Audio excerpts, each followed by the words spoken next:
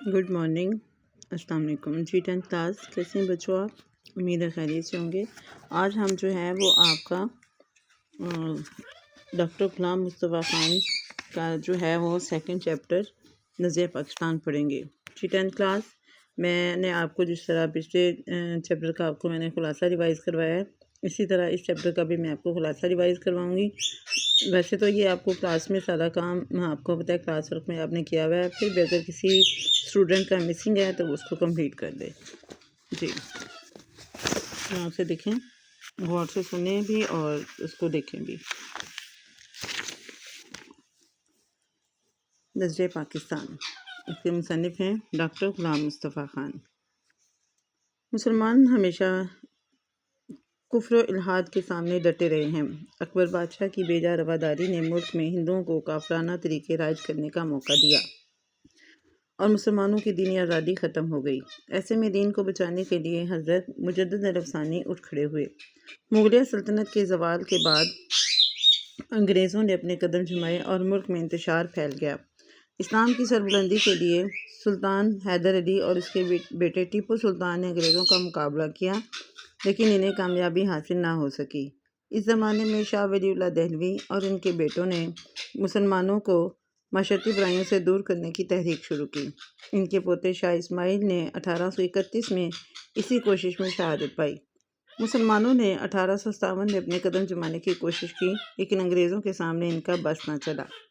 ایسے میں سر سید احمد خان نے انگریز سے مفاہمت کو غنیمت جانا۔ ہندوؤں نے 1885 میں کانگریس کی بنیاد ڈالی، جو حقیقتاً صرف اور صرف ہندوؤں کی نمائندہ جماعت تھی۔ نواب وقار الملک نے 1906 میں مسلم لیگ کی بنیاد رکھی۔ 1911 میں پہلی جنگ عظیم میں انگریزوں کا جرمنی سے سامنا ہوا۔ ترکی جرمنی کے ساتھ تھا۔ مسلمان ہونے کے ناطے انگریزوں نے مسلمانوں کو اپنا دشمن سمجھا۔ نقصان نہ پہنچانے کا وعدہ کرنے کے باوجود انہوں نے ترکی کی سلطنت کے ٹکڑے ٹکڑے کر دیے۔ خلافت کے تحفظ کے لیے علی برادران نے تحریک خلافت شروع کی۔ ہندوؤں نے شودھی اور سنگٹھن کی تحریکیں چلائیں۔ علامہ اقبال نے 1930 میں پاکستان بنانے کی تجویز پیش کی۔ 23 مارچ 1940 کو قرارداد پاکستان کی روح سے مسلمانوں کی آزاد حکومت قائم کرنے کا فیصلہ ہوا۔ دنیا میں قومیت کی تشکیل کی دو بنیادیں ہیں، ایک وہ جو مغربی مفکرین نے رکھی ہے اور دوسری رسول اللہ صلی اللہ علیہ وسلم کی قائم کی ہوئی ہے۔ اہل مغرب نے قومیت کی بنیاد جغرافی حدود پر استوار کی ہے، جبکہ مسلمانوں کی قومیت کی بنیاد ایک کلمہ لا الہ الا اللہ پر قائم ہے۔ نظریہ پاکستان کا مقصد اسلامی اصولوں کی ترویج کر کے ایک مثالی مملکت بنانا ہے۔ قائد اعظم کی پرخلوص قیادت میں 14 اگست 1947 کو پاکستان ماضی وجود میں آ گیا۔